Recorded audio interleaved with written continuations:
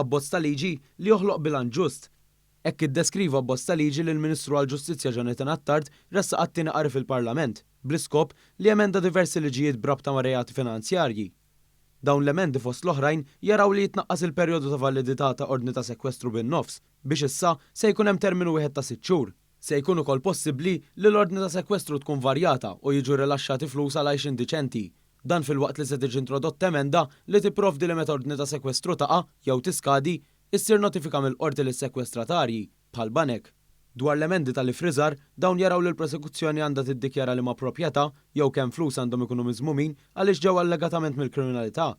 Ma dan issa se jkun hemm id-dritt tappell quddiem il-qorti kriminali. Fil-Parlament intqal ukoll li l-imputat jista' jitlob sa massimu ta' dik li jipaga annwali medja. Fil-Parlament il-Ministru għall-Ġustizzja spjega li l-punt tatlu għal dawn l-emendi jsib il-bażi tiegħu f'diversi sentenzi, inkluż mill-Qorti Kostituzzjonali, dik kriminali u anke l-Qorti Ewropea Drittijiet tal-Bniedem. U wara li saru diskussjonijiet mal-istituzzjonijiet u stakeholders involuti.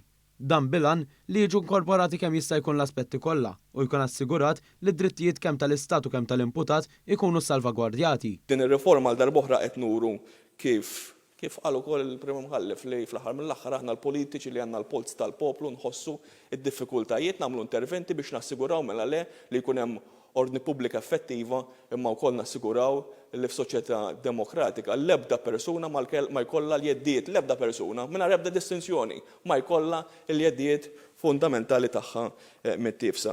Il-Ministru spjega wkoll li l-Gvern saħħaħ il-ġlieda kontra r-reati finanzjarji fejn fl-aħħar 3 snin biss kien hemm il fuq minn 100 każ marbutin mal-ħasil ta' flus. Ikkwota wkoll mill-istqarrija maħruġa mill-Oppożizzjoni li qalet li għalkemm qed tirrikonoxxi li hemm bżonn li tinbidel il-liġi xorta se tivvota kontra. Dr. Attard iċċara wkoll li d-diskussjoni fil-Parlament ġiet posposta biex il-partit ta' Bernard Grech jiddiskuti dan l-abbozz ta' liġi wara li kienu maqsuma fuq x'pożizzjoni se jieħdu. Il-Ministru għall-Ġustizzja spjega wkoll li għall-kuntrarju ta' dak li qed tgħid l-Oppożizzjoni m'hemm l-ebda ħsieb li jitnaqsu l-għodot legali fil-ġlieda kontra l-kriminalità. Kull reat se jibqa' reat, kull pjena li hemm stabilita fil-kotba tagħna se tibqa' dik il-pjena qegħdin indaħħlu aktar proporzjonalità fil-mod kif persuna li hija preżunta innoċenti għaliex hija suspettata u inkella imputata ma tiġix suġġetta għal sitwazzjoni totali ta' rovina b'mod mill-aktar inġust.